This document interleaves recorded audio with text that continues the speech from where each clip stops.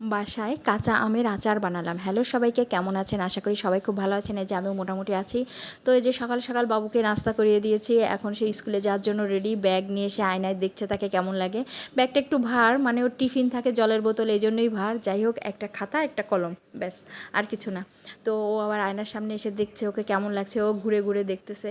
তা এখন স্কুলে যাওয়ার সময় তো আমরা রেডি হয়ে স্কুলে চলে গেলাম। এটা হলো অনেকটা পরে স্কুল থেকে চলে আসছি। এসে এটা বিকালের দিকে একটু আমের আচার করব। অনেক দিন পরে কাঁচা আমের আচার করব, যে এত কিছুদিন পরে আর কাঁচা আম থাকবে না, আম পেকে যাবে। এই জন্য বাবুর বাবাকে কাঁচা আম আনতে বললাম বাজার থেকে। তাই সে বেশ কিছু আম এনেছে।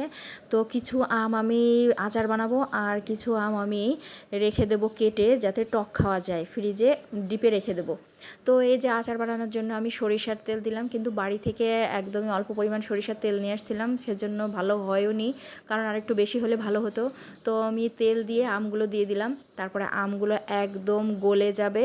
তারপরে এর ভিতরে পরে আমি পাঁচফোড়ন বেটে দেবো, এছাড়া আর কিছুই দেবো না, আমি পেঁয়াজ রসুন দেবো না, এভাবেই। তারপরে এর মধ্যে চিনি দেবো। এভাবেই আমি আচার বানাবো। যাই হোক, আমি যেভাবে পারি সেভাবেই করলাম, কে কীভাবে করে জানি না। তো এই যে আমার আচারের ফাইনাল লুক। তো আমি এখন বয়ামে ঢুকাচ্ছি। আমার পাঁচফোড়ন গুঁড়া করে দেয়া হয়ে গেছে, তো আমি এখন বয়ামে রাখবো। এই যে দুইটা ছোট ছোট বয়ামে রাখছি, বেশি বানাইনি, কারণ বেশি বানালে থেকে যায়, খাওয়া হয় না। দেখা যায় জলপাইয়ের আচারগুলোও আছে, এখনও খাওয়া হয়নি, ওই অল্প পরিমাণ খাওয়া হয়। তো এই যে সন্ধ্যার পরে বাবু আবার একটু পড়তে বসছে আফরার সাথে। তো আফরাও এখানে আসছে, দুজনে একটু পড়তে বসছে, দুজনে আবার একটু শশা খাচ্ছে, আবার একটু দুষ্টামি করতেছে, এইভাবেই ওদের দিন কাটতেছে।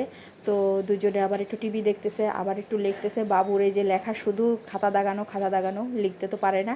যাই হোক, শুধু খাতার পৃষ্ঠা নষ্ট করে। তো যাই হোক, আস্তে আস্তে এভাবেই শিখবে। তো ঠিক আছে, টাটা, বাই বাই।